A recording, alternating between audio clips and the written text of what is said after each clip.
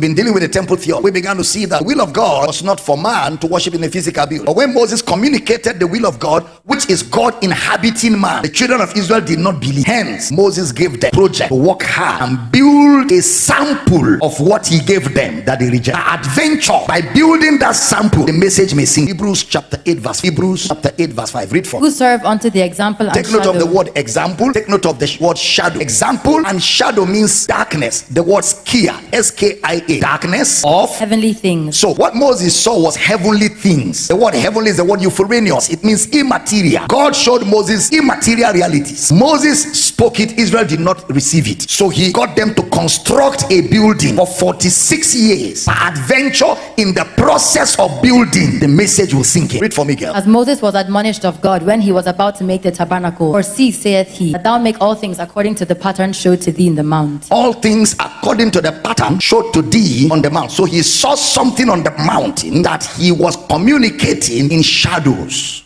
to the audience of Israel. I've told you before that the book of Genesis is the message of Moses to the children of Israel in captivity, or the promise of God. So Genesis is the promise of God of an exodus, the promise of God of deliverance. And we saw where God gave the promise to Abraham, and God swore an oath by himself that by two immutable things it's impossible for God to lie. What are the two immutable things? The promise, evangelia, and the oath that he swore. So by that promise and the oath which he swore, God cannot lie. So which means when God promises, God does not promise based on your resources. He promises based on his own resources. That's why it's a self-fulfilling promise. It's not a promise predicated on a man. It's a promise predicated on his resources. Remember that the will of God is not a physical temple. The will of God is man. God wants to live in a man. God wants to inhabit man. God wants to indwell man. In 1 Corinthians chapter 6 verse 14, 1 Corinthians 6:14.